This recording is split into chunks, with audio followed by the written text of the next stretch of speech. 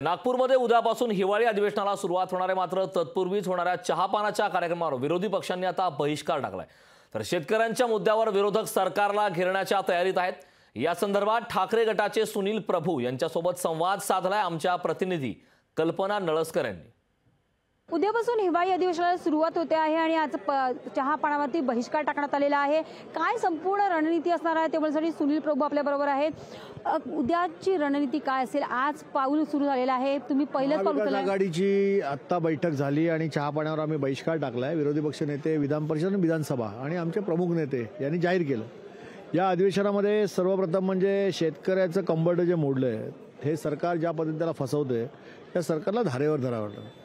कारण आज कापसाला, धानाला भाव नाही आहे, सोयाबीनची परिस्थिती अत्यंत दयनीय आहे। मध्ये पाऊस जो पडला त्या पावसाच्यामुळे, अवकाळी पावसामुळे शेतकरी हैराण आहे। पीक विम्याचं मोठं सोंग या सरकारने केलं, 1 रुपया शेतकऱ्यांचं सरकारने भरलं असं मोठं भासवलं आणि ज्या पद्धतीचा पीक विमा रिटर्न मोबदला शेतकऱ्याला मिळाला पाहिजे नुकसानीनंतर, तो 1 रुपया देखील त्यांना मिळालेला नाही। हे दुर्दैव आहे। महाराष्ट्राची परिस्थिती अतिशय दयनीय आहे।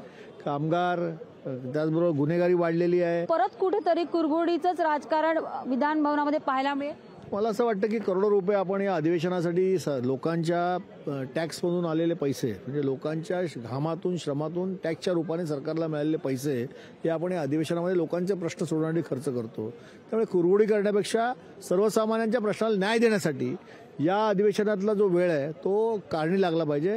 या भावनेतून विरोधी पक्ष म्हणून आम्ही या ठिकाणी काम करणार आहोत। कॅमेरामन विनीतसह कल्पना नळसकर, लोकशाही मराठी, नागपूर। लोकशाही मराठी, ऐका, पहा, जागरूक रहा।